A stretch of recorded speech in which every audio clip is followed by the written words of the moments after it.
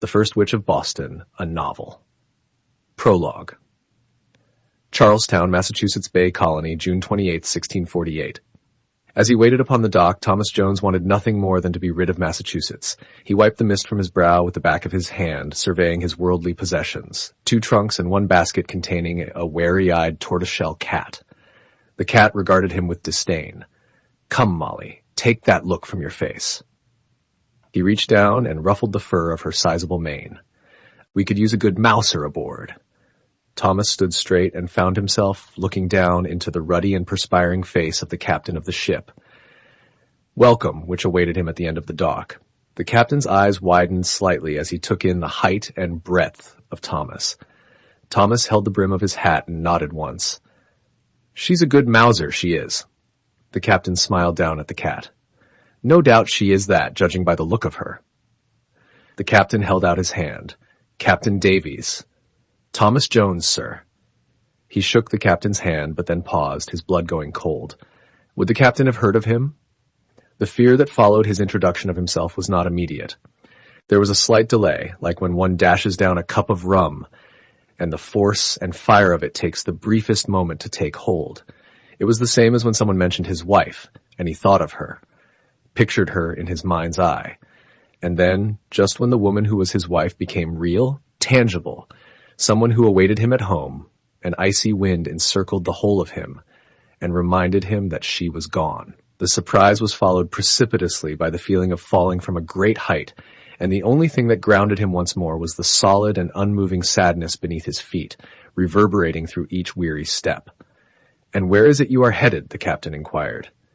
"New Amsterdam or Virginia?" "Neither." Thomas cleared his throat, squinting against the sun as he gazed up at the rigging of welcome. "I make my way to Barbados, sir." "Oh, aye? Have you been before?" Thomas shook his head. "This time of year it's as hot as the cauldrons of hell, it is." Captain Davies chuckled at his own remark. "What takes you there?" "Some business to attend."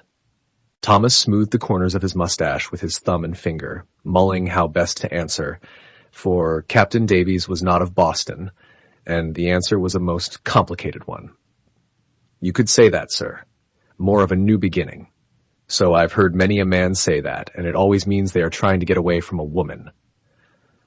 The captain pulled upon his salt-stained coat lapels and nodded knowingly. Thomas was at a loss for words, and so he looked down to the cat. Perhaps she might know the proper witty response. She looked up at him with her peridot green eyes as though saying, "How dare you think I might get you out of this mess?" "Very well. I'll not wrestle any secrets from out of you. Have Smitty here see to your trunks and come aboard. I'll begin passage negotiations at noon." Thomas mounted the gangplank, his back turned to land, and the place that had been his home for the past 2 years.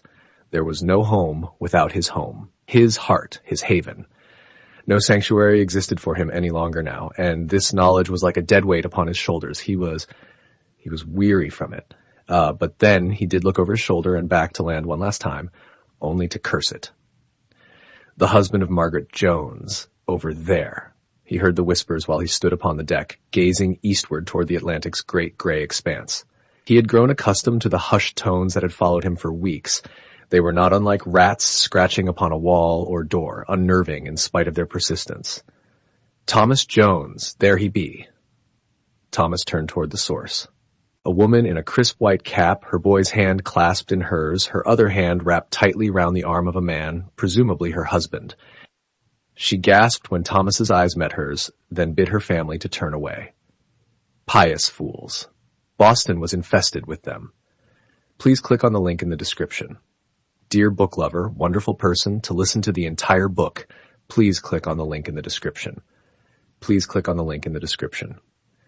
Dear book lover, wonderful person, to listen to the entire book, please click on the link in the description.